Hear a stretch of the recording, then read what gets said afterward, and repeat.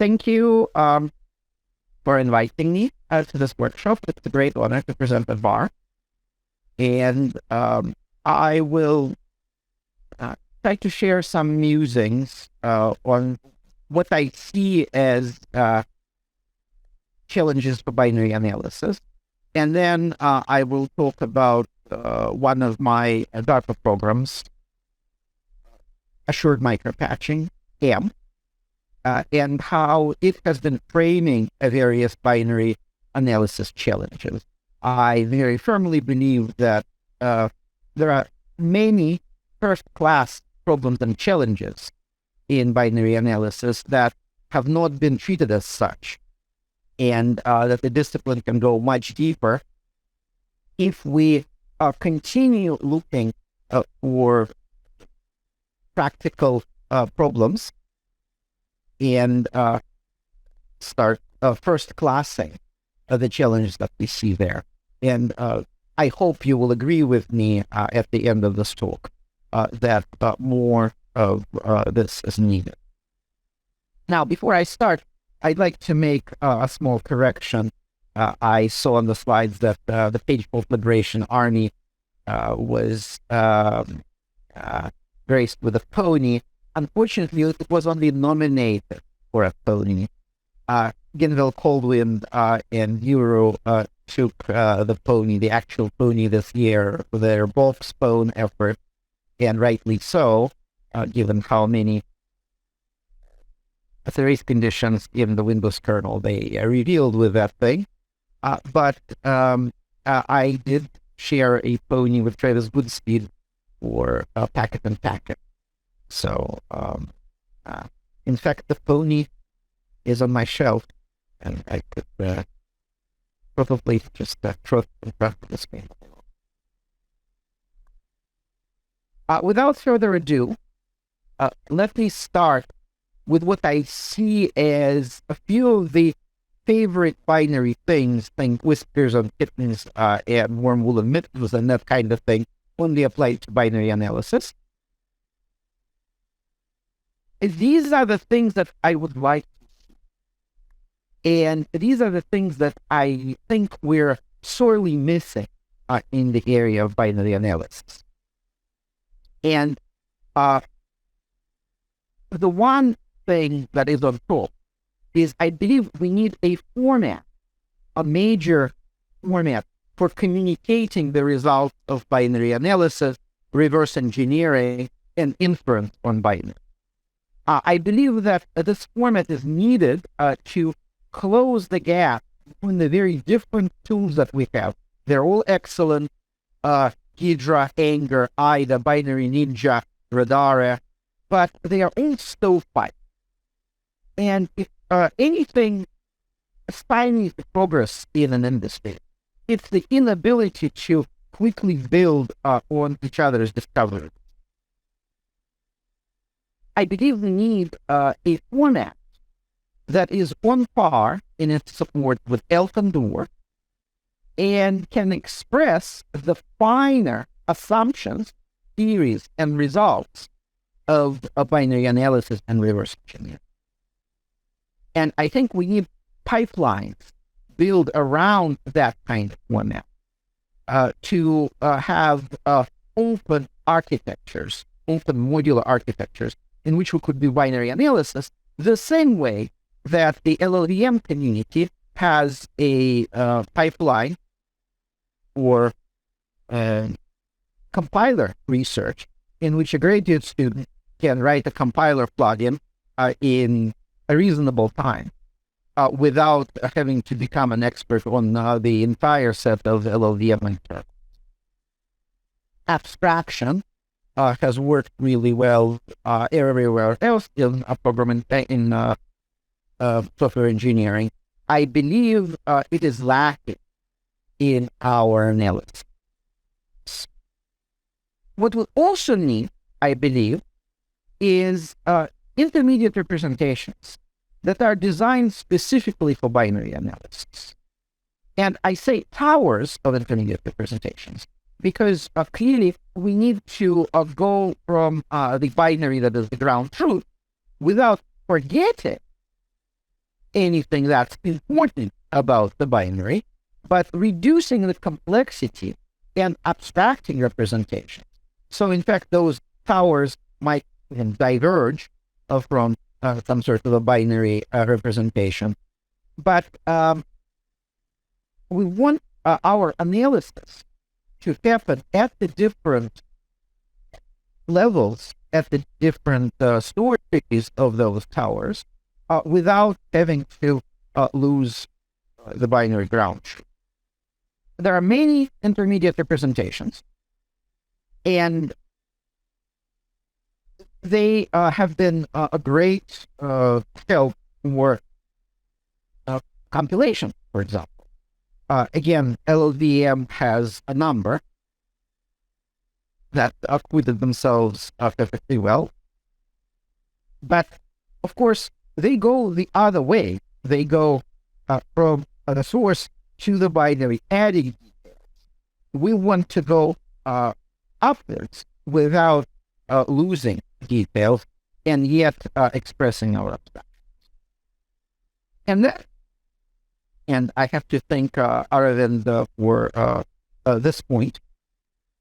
We need evaluation corpora in which we can evaluate those kinds of tools that use these universal formats and towers of IRs, so that it's easy for us to quantify what it means to have a better decompilation, a better analysis, a better listing. And there is work, as you can imagine, happening in all of these three areas.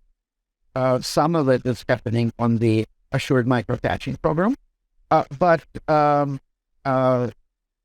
believe that these three things are the ones that we need to pay particular attention to. So let me expand on some. First, we really need binary analysis for software sustainability. So binary analysis is not just for binary. We have been confined to the niche of being this corner of the software engineering world for way too long, in my opinion. The reality is that until the visions of functionally correct, complete chains from source to physics of computational systems are realized, and DeepSpec, for example, certainly has those visions, down to RISC-V, which is the hardware that you can finally try to verify, because it is open source. We will need to analyze the binaries that we just compiled. And it's a funny thing, because you would think that if you have the source, you have everything. But as many emergent behaviors and undefined behaviors show, this is not the case. Compilers introduce a number of behaviors that just aren't there. Linkers introduce behaviors that just aren't there in the source code. In C++, it gets even funnier, because where do your destructors get pulled? Your source code does not specify. You build chain that. And so we have a situation where, even if you have perfect source and perfect build chain, it still produces a binary that can surprise. And above all, in practice, software ships when it passes tests. Software ships when it passes integration. That may happen as a happy accident of binary compilation. And this is fine, because again, this is how we've done software, until we have verification throughout software. We probably won't be able to do any better. But a great assumption here that have been continually swept under the rug is that binary compilation somehow just happens and doesn't matter. And then, of course, it does when some emergent or undefined behavior is discovered. And then another truth that I firmly believe is that the approach of just rebuilding software from source when you need to modify it, say for sustainment, is no longer viable. Think of scales that we're building software on today.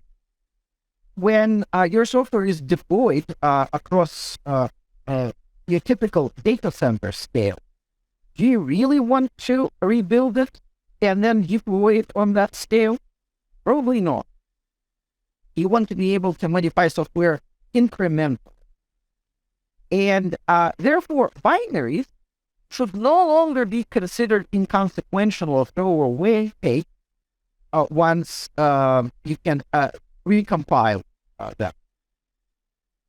This simply doesn't scale. And I believe that we will be seeing an extension of the binaries of a software unit's lifetime, where it doesn't just start as object code in L format, let's say, and then gets linked in an L format, let's say, and then it dies as a core dump in an L format. But there needs to be another step. There is a step in which is patched and modified and transformed in a format that remembers what its units are and how to operate on them and how to transform them. To a certain extent, this feature is already here. I just described relocation. Relocation is binary transformation.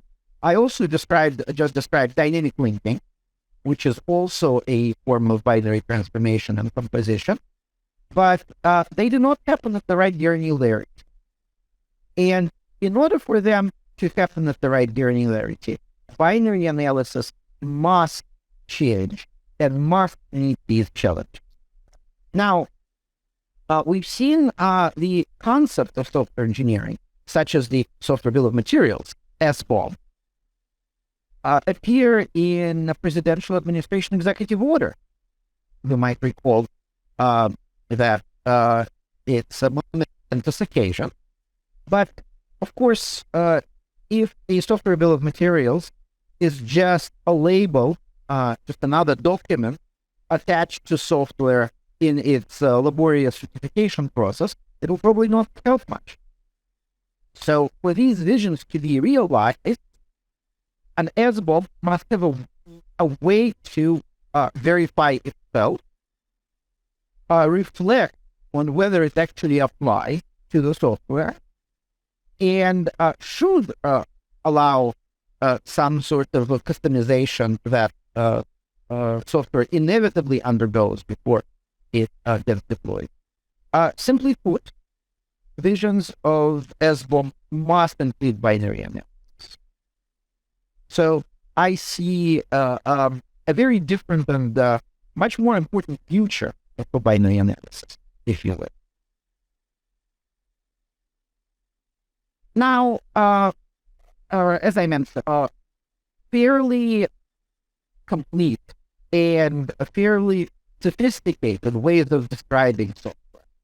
The L format allows you to transform software compiled with some set of assumptions, such as the starting address, to a different set of addresses. This is relocation. And of course, there's been underlying things like ASLR. ASLR is only possible because of this. And then, of course, we have DOR. DOR allows you to express a wealth of information about your software. Symbols, types, storage classes, basic blocks, what have you. Now, sometimes these pieces of data about a binary are not precise because they are meant to help debugging rather than enable some sort of automated processing. but at least in one corner of the Dwarf's application, they are, because the Dwarf also handles exception handling and allows you to unwind the scan. That is to say, it allows you to describe transformation of the program's memory state at certain points of it when you have to handle an exception. And it ties together memory state and control flow state to do that. And this data is precise, whereas the rest of the data might not be. But I have to ask, what other transformations are possible and encodable? What other kinds of assumptions and theories, in fact, inferred about software are possible and encodable? And whether we can have a format that is not just for debugging and exception handling, but also for lifting. And it's extensible, because lifting, of course, is the hardest problem of all, considering the loss of information and introduction of new information at the various stages of compilation and decompilation. What if we could have a DWELF, something like decompiling with extensible lifting format? And I hope to see such a thing happen. And I hope that it will become this lingua franca of binary analysis tools and reverse engineering tools. I would particularly like to see assumptions and preconditions and theories about behavior of particular code units expressed in Dwarf or DWELF, not just Dwarf's storage classes and type information and variable information, as we have them now in the debugging information entries DIEs. Why not descriptions of semantics, of intended semantics of binary types? Why not logic to describe object relationships? And I refer you to this excellent blog post by Philip Zucker on Dwarf patching that discusses potential extensions of Dwarf in this area. But, at some point, of course, it will become something bigger than just a debugging format or exception handling format. But I would like to see that additional function to become first class and the subject of much engineering, much principled engineering. And this is, I think, a key point. Many features that proved absolutely essential to software and hardware, not least security of software and hardware, tended to gradually emerge from a good idea, or maybe not so good idea, in a different domain. One sterling example is System Management Mode, SMM, which has become a key security management element. Actually started as a power management design. And after a group of very good hackers demonstrated just how powerful it was, it had to become a vehicle of policy, because otherwise it was destined to become a vehicle of ownage, which it remains due to various design and implementation issues to this day, but at least it is also a vehicle of policy and the security tool. ELF relocations are probably in this example, and this is my private hypothesis. I look at ELF relocations as recipes for transformation of a compiled binary. Of course, one of my students, Rebecca Shapiro, showed that ELF relocations and symbols together were Turing complete. That is to say, if you control the metadata of an ELF binary, you could encode arbitrary programs on the GNU linker loader with it, and on other linker loaders as well, as she subsequently showed. But I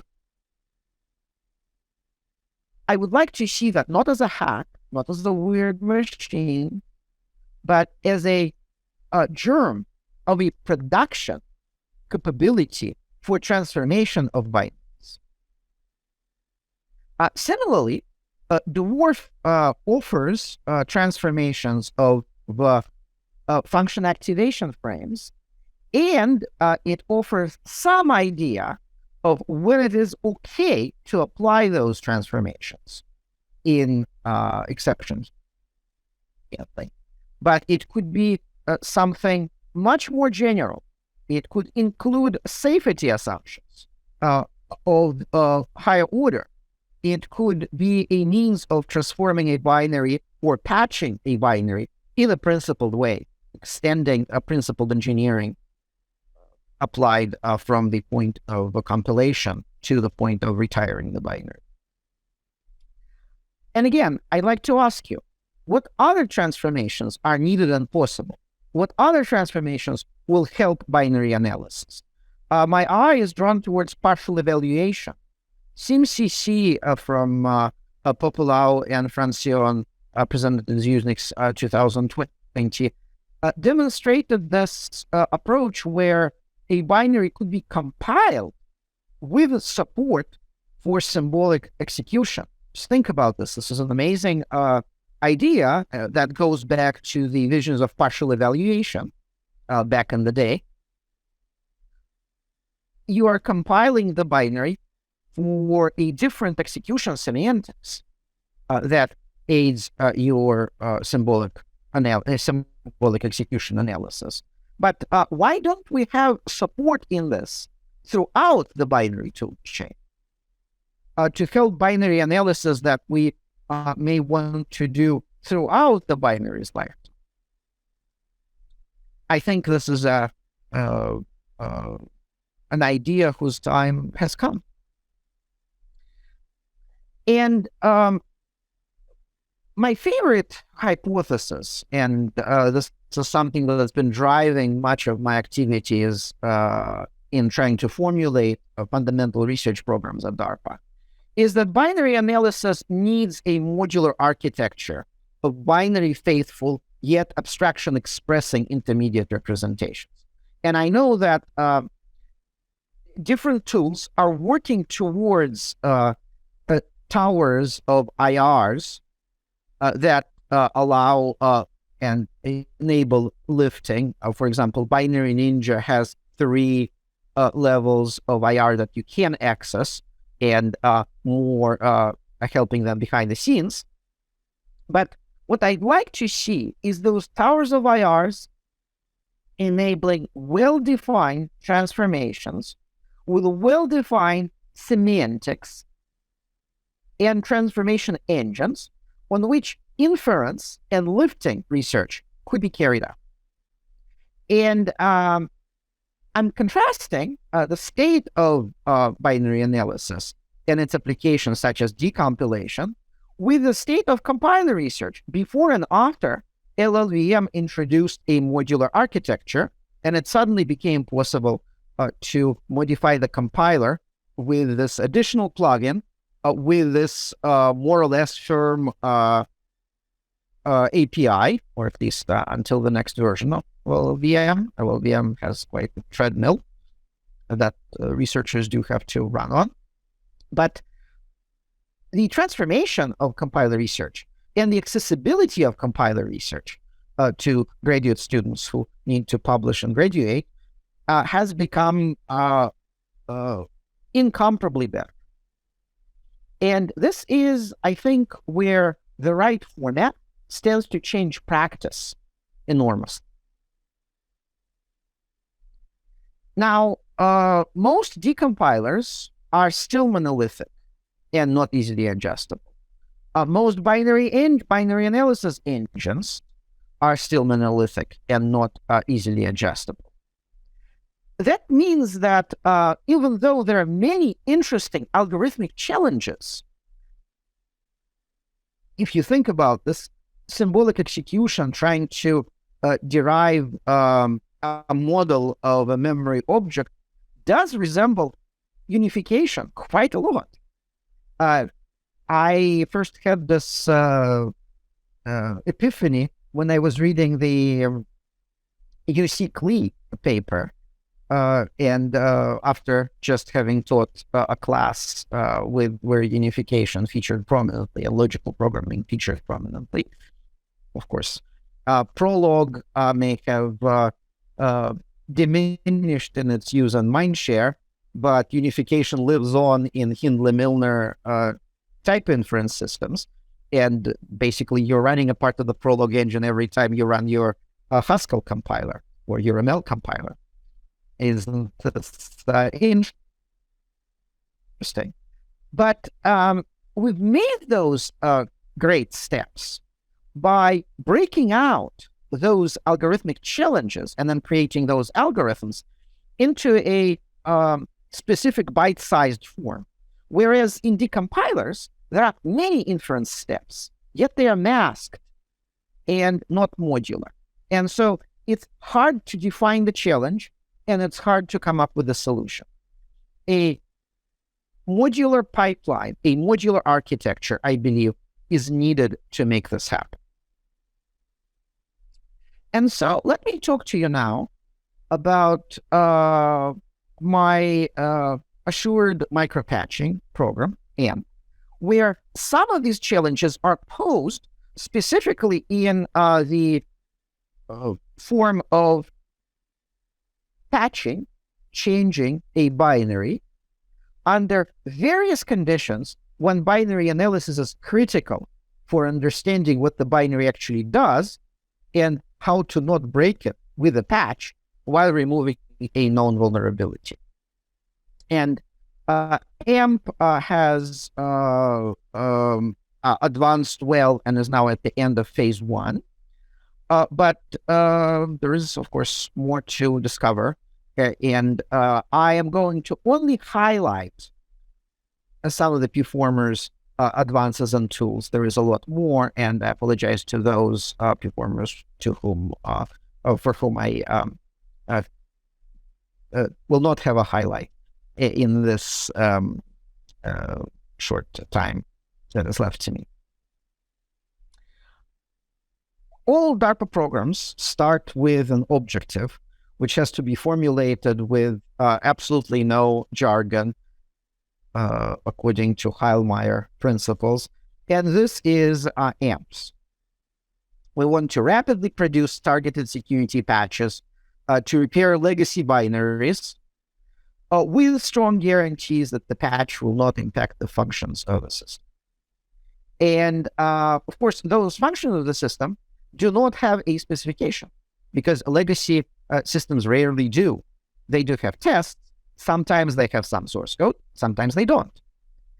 So the binary and the binary analysis is a key critical research, fundamental research challenge behind it. And of course, we know how it goes. When the Government Accountability Office looked at the state of cybersecurity in government, it revealed that known flaws went unpatched for years, and only 1 in 20 vulnerabilities found by a prior audit has been patched, in fact. So owners are increasingly unwilling to patch vulnerabilities, and for a good reason. Often, you don't have the source.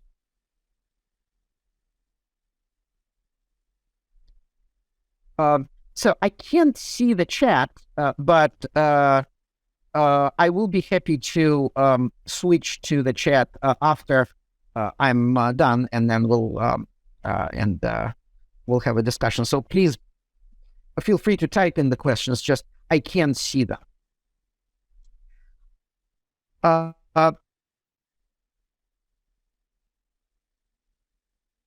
Challenges are many and varied. A lot about your compilation changes with just a single parameter to the compiler. A lot may change with the build process, even the compiler is exactly the same version, and the build system is exactly the same version. Build processes for critical systems, many of those are embedded systems or cyber-physical systems, are brittle They are restrictively licensed. They are licensed per processor or per deployment. And it's not actually easy to replicate them. You have to have some people keep a dust-filled old PC just to be able to rebuild their firmware. Third-party dependencies, of course, are everywhere, and they're not all the same as their upstream, because embedded SDKs make their modifications and then fall behind the upstream.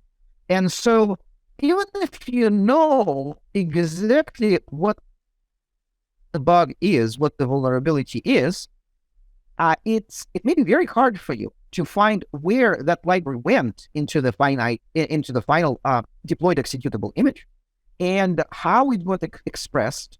And even if you can rebuild that particular library, you are not at all guaranteed that it will reintegrate and pass tests in the target system.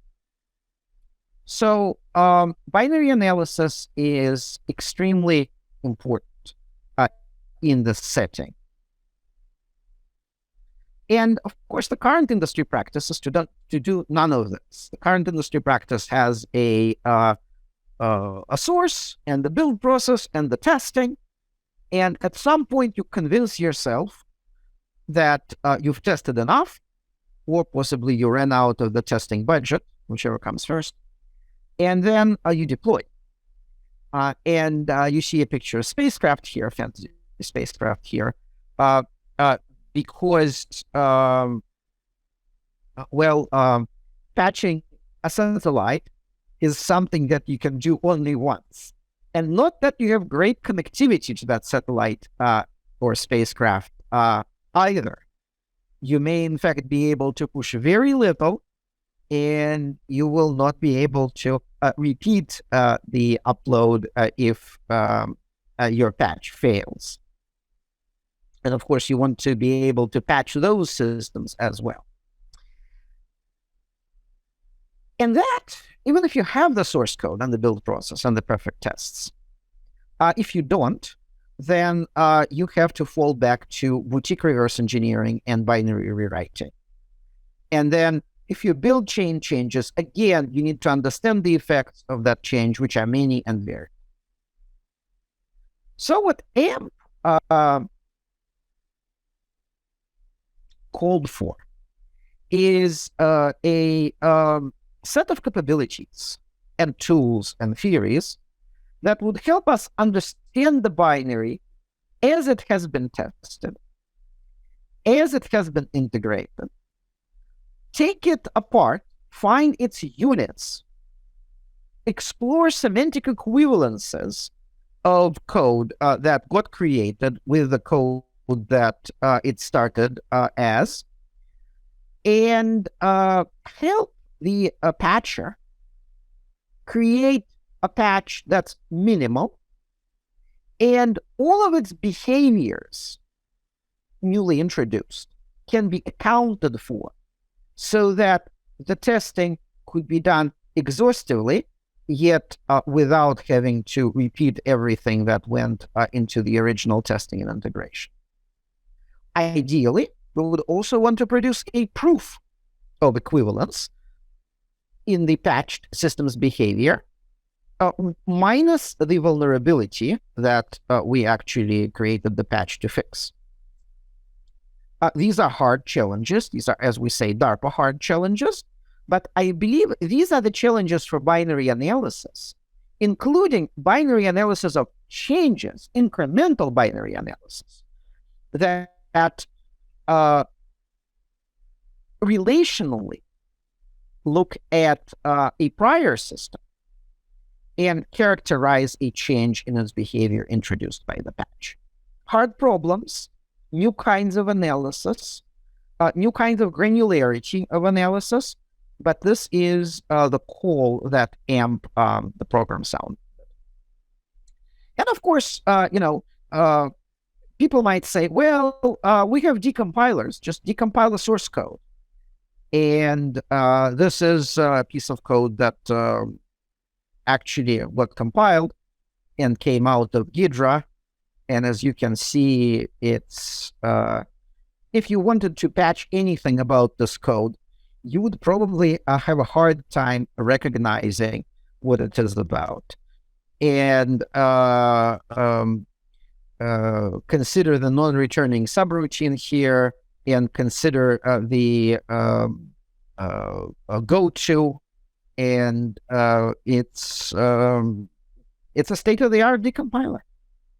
Moreover, you can't tell this decompiler anything about the code, even if you knew what the code was like. If you knew that the switch was there, well, the decompiler doesn't care. The compiler, of course,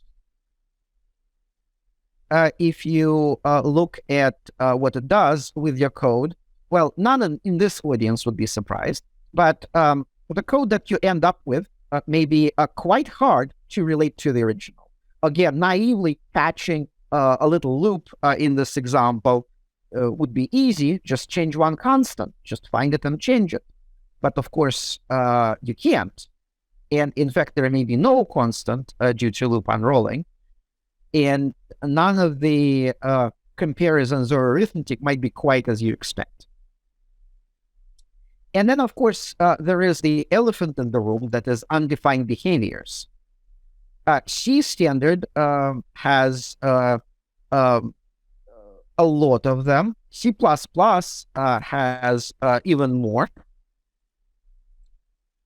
And we've been bitten by this kind of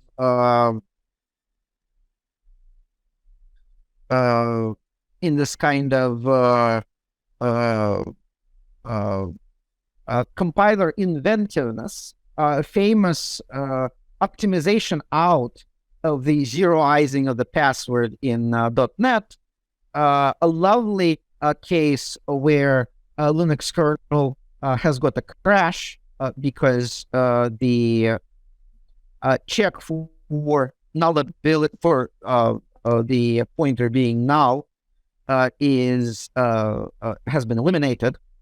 And of course, if something may crash, well, the compiler is very free to reorder that, because, well, a crash is considered non-side effecting, so who cares about the rest of the side effects? So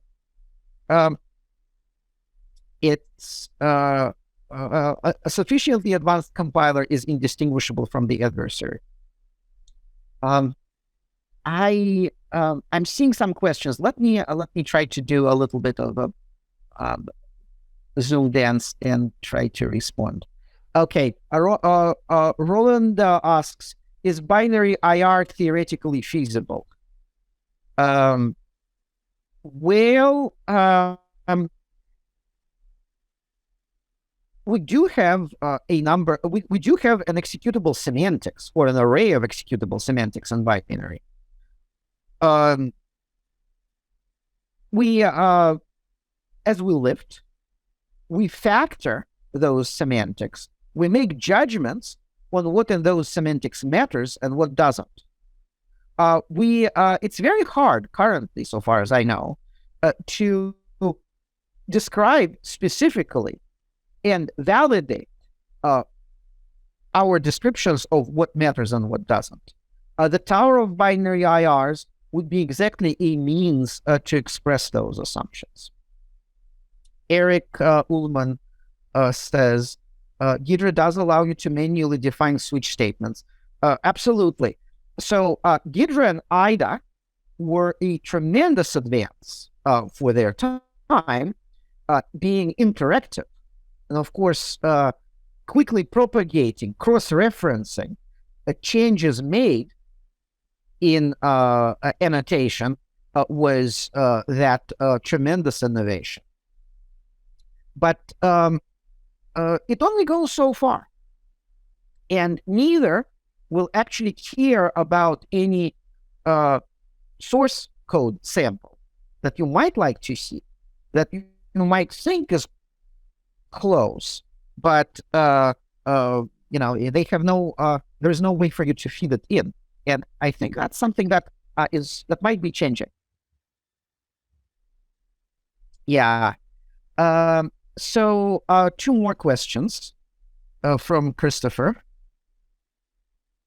Custom IR has extra semantic information, but you assume they are inserted by the compiler. You forgo the ability to reason over arbitrary binaries, which seems to severely limit applications to things that you don't trust.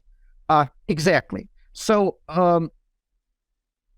I believe that again, the tower of IRs is potentially the answer here, where you actually treat it as a factoring of semantics, as subtyping, as semantic subtyping, and you get to specify what is it that they actually care about.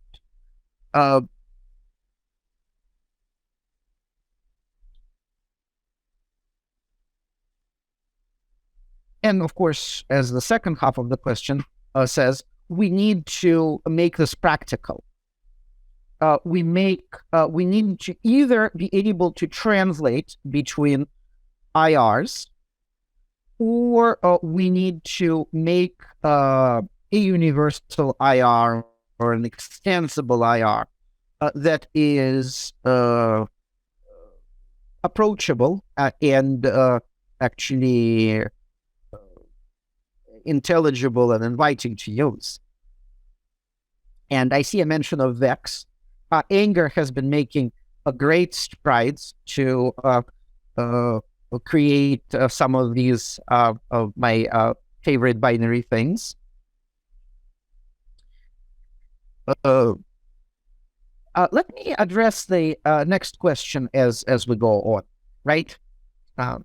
Yeah, I wish I could have the chat at the same time as the screen, but unfortunately, I can't figure out how to do this with Zoom. So, long story short, undefined behaviors and emergent behaviors are everywhere, and we need to have a means of representing them in any kind of binary analysis or intermediate representations, which is a great challenge. When we look at the build process, even if you have the source code and the build chain, rebuilding a patched piece of code may land you outside of the semantics that actually makes it interoperate with the rest of your system. So this rebuild binary that fails to integrate could be due to one of those undefined behaviors that the MIT study of them called time bombs, right? It's something that may manifest on the next recompile due to a change that you don't anticipate to bring about that deviation. So not only that, but even if you lift your code, you end up with something that has very little resemblance to the original source. And you can't tune it. Again, the compiler doesn't care. Decompiler doesn't. So we are in this universe of uncaring tools. A decompiler doesn't care about any source samples that you might have. The compiler doesn't care about your binary. So there is this circle of uncaring. And it is very frustrating and accounts for a lot of manual. And what AMP posed as a challenge was to create a set of tools that do care. Goal-driven decompilation in which the decompiler could be tuned and could take additional information such as source code samples into account. And compilers, recompilers that do care about the binary and honor the form that binary took in integration. And that is a partial answer, partial practical answer to how do we know that we've actually patched the problem? Well, the binary does exactly the same things as before. has been changed, all of its behaviors that are different are accounted for and are explained and represent a removal of vulnerability. And sometimes, of course, you may remove a rather large set of behaviors, such as exposing a Turing-complete general purpose interpreter to the exploit. But that in itself should be a good result. At least you see that you're not exposing that kind of thing anymore.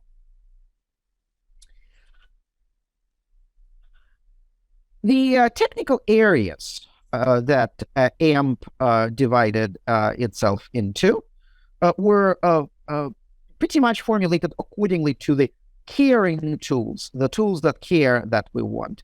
A decompiler that cares and that cares about additional information, source code, samples, user input, and is modular and exposes a plugin architecture to facilitate research in decompilation without having to understand the entire internals of a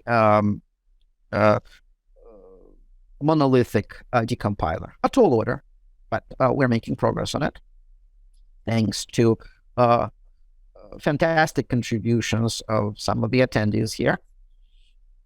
And the second universe is the recompiler that analyzes the previous form of the binary, cares about that form of the binary, and produces changes that integrate or at least explain all of its new behaviors or all of its removed behaviors.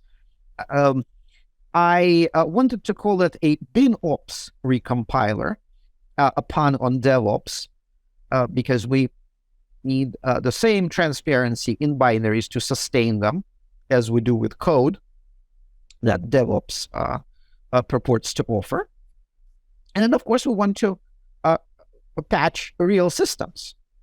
The kind of a system that the target system that we chose for the demonstration is a heavy vehicle, a truck. You may be aware that as of 2017, the Department of Transportation mandated that heavy vehicles carry a telematics unit, which of course is a cell modem connected to the bus, that the other computers that comprise the heavy vehicle, such as the engine controller unit, the brake controller unit. You see a truck on the board on this picture with all of those units present. And the telematics unit is actually in the center there, that little box with the label. Well, what that means is that the bus suddenly becomes an attack surface because the cell phone connectivity certainly makes it so. And suddenly things that used to be a closed network aren't. And this is a challenge. So what can we do about patching software running on engine control units and brake control units? There, any sort of deviation from baseline operation would be disastrous. And the program is arranged in phases. We went from development boards to an actual heavy vehicle control module, and we'll go to actual vehicles on a board test bed in the future. This is our test bed engine at the State University at Colorado State. And you can see that it is an engine that one can actually run with the engine control module right there in its glorious heat protection from the actual running engine. And of course, to actually run the engine, you need an exhaust manifold. And you need a dynamometer to give the engine its load. And the ECU should perform as it did without the bug. And of course, if you remove that heat shielding, what you see is an embedded board. And it could be an ARM or it could be a PowerPC. but it's an architecture that some of the reverse engineering tools and the reverse engineers already know and love.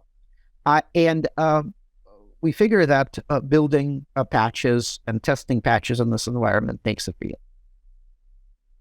And so let me talk about some of the interesting developments that we've been seeing, the tools and approaches. First and foremost, we want to be able to extract firmware, decompose it, and create a patch. And one of our performers, Red Balloon, is preparing an open source release of the framework for doing exactly that. It's called OFRAC, and it is a means of decomposing firmware, finding its objects and method data in it. There are tools that you can use today to do that, but they're not integrated, whereas OFRAC is. And I hope that with tools like this, we will considerably de-boutiquify patching of firmware and then loading of firmware back on this. The operators of the tool already noted a significant reduction in effort for patching vulnerabilities in our testing. 16 times is already something that gives me hope, but we hope to be able to do more. They were also able to demonstrate this on a challenge of removing unwanted functionality from an embedded device. And they were successful in this. They removed unwanted connectivity from a particular diagnostic device, which were unsuitable for the environments in which it was used. And I'm told that this picture that the tool prints on completion, it represents me smiling. I will let you be the judge of that. I don't think that feature is going to persist in the final product.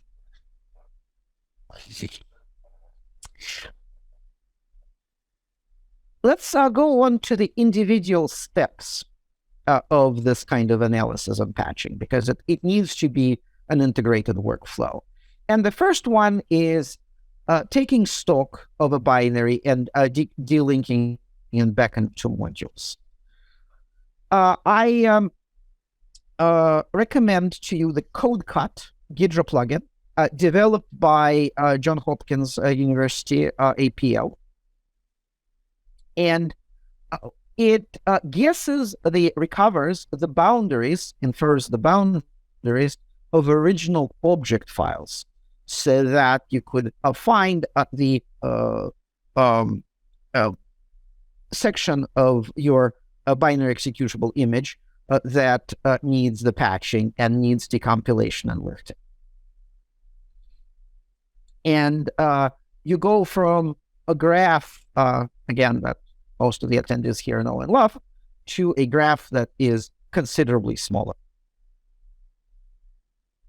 Now, we sometimes have the source code. It might not be the source code of the right version. It might have some deviations from what actually got compiled, but it is nonetheless substantially similar. And I'm very happy to report that the first steps of aligning source code to a target binary using an interesting set of probabilistic graph matching algorithms has been accomplished by a team of STR and Binary Ninja. And we now have a decompiler that cares, a Binary Ninja decompiler in particular, that cares about source code and can establish a correspondence between the sample that you have and the binary that you have. Isn't it nice? You could then combine source analysis and binary analysis and have this a suite of graph matching algorithms allow you to step through the source as you step through the binary. And the alignment might not be perfect, but it is something that is now shown to be possible and useful and happening in real time. So I'm very encouraged by this development. Of course, you want to patch a binary at a higher level of abstraction because very few people can write binary by hand. More people can write assembly by hand, but we really want to enable people to write something of a higher level representation. Arno Labs has developed a multifocal relational analysis that allows you to lift sections of the code and patch in at the level of pseudo-C, at the level of C pseudocode. They have been able to operate on intra-function granularity, and they have been able to analyze differences and track differences precisely. The work is based on a code hook and uses elements of abstract interpretation, which of course you would expect to appear in a relational analysis. But I'm very happy to see this too. And again, we are seeing that it is possible to actually concretize analysis when needed and make it less granular when not needed. I'm seeing the question on the chat. Again, let me address it when we come to this. We want a new kind of verification for this. We want relational analysis that has the potential, the capability to explain behavior in differences after patch. And I'm very happy to point to work by Galois that created a framework for relational verification that explains the differences and steps through it goes through the steps of a proof of relational equivalence. And of course, such a proof would fail because a patch removes behaviors by design, but uses that failure to create an explanation of what is different. That way, an assurance case for a patch could be built in that with the hard demonstration that all the new behaviors are accounted for and are as designed. The tool comes with a form of visualization. Of course, currently you need to understand verification and proofs to be quite successful with that. But again, this is a new kind of relational analysis that I'm very happy to see, just as the new kinds of multifocal analysis.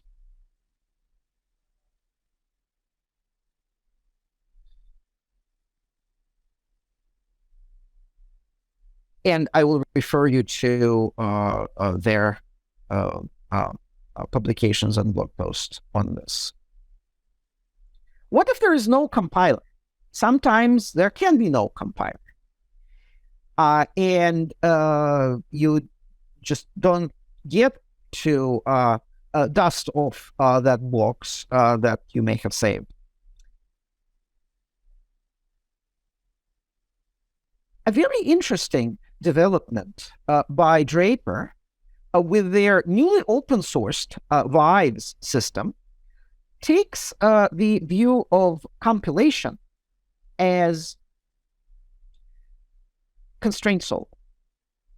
They build on a research compiler, Unison, that was developed at KTH, and carried that approach with a counterexample guided synthesis into a generic way of creating a patch as a constraint, as a solution to constraints that represent desired behavior and knowledge about the binaries ABI, such as needed to accomplish the patch.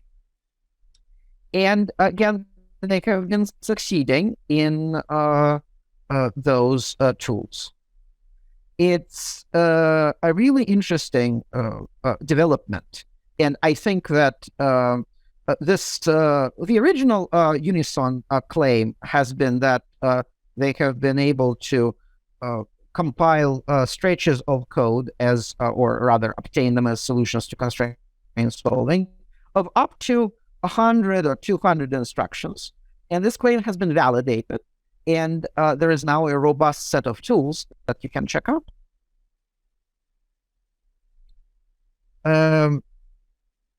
My hope is to see all of these approaches go through a grand unification with robust means of explaining what data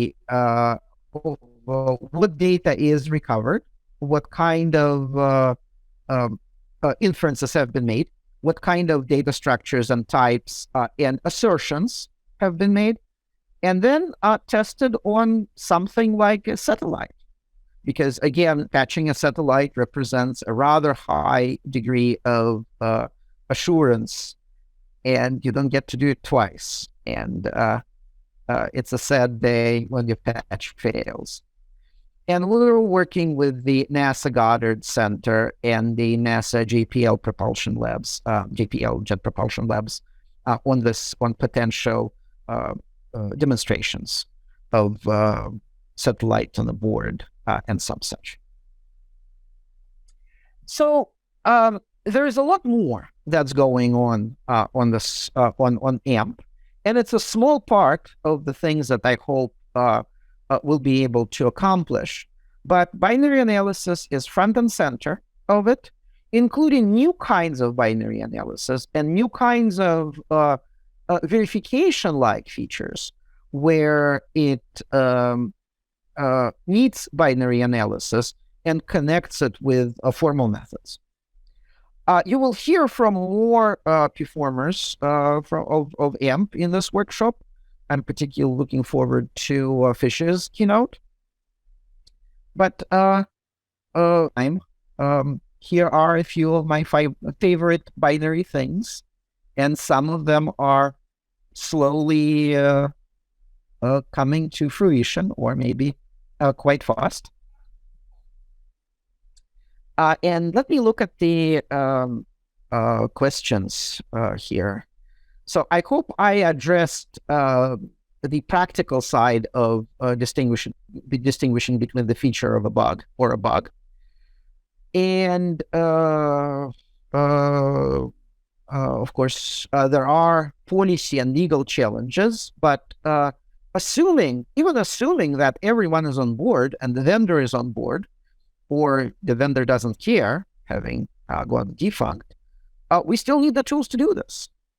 And given the mass of legacy mission-critical software that we're relying on, and the fact that this mass is growing, I do believe that we need these tools. Once they are available, policy will probably catch up. Or call me an optimist, but it's much easier to make policy with an actual technical capability and a demonstration that a thing is plausible with only policy standing in its way. We are eventually looking to release a set of AMP challenges. And I absolutely appreciate that, just as I said, just as we need evaluation corpora, we need well-defined challenge sets to define the area. And most of the time, you don't need the hardware. Some capable emulators have been developed that should be able to help us define the discipline. Aravind asks, what is my view on using machine learning techniques for binary analysis? It's a really good question.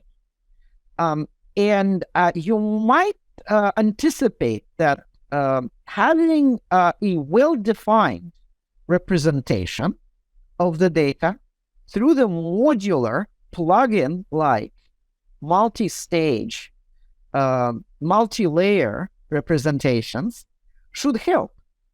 Machine learning tends to succeed or fail based on the data representation. It's one of the secret sources of AI. Basically, a good representation goes a long way. So as we work on creating those formats, descriptive artifacts, I think we will be onboarding more and more of machine learning simply by way of defining proper problems for them that would allow machine learning experts to concentrate on solving them without becoming binary patching experts. I'm a great believer in posing the problems correctly before they can be solved. Yeah, and Christopher remarks that having a tower via ours would help do this, and this is exactly my hope. A representation, I mean, having done natural language processing for a while, I am painfully familiar with having spent with the outcome of having spent countless cluster hours and a lot of actual human time, only to have the machine learning system discover something that's already known and trivial to any practitioner. And if one can have a representation that avoids that, that advances machine learning possibly more than any given algorithm. So data representations and relations between those representations, such as the star YRs, I hope will be a big contribution and a big draw. There was a first workshop in machine learning and program analysis held last year and hosted at University of Southern California. And we discussed that there, and hopefully there will be more. But having representations that capture what we care about and let us actually say that explicitly and validate this explicitly is, I feel, of critical importance. If there are no more questions, I am honored to have presented here, and I hope that some of this collection of favorite things, wild dreams, optimism, might actually provide some valuable, something valuable for you to take home.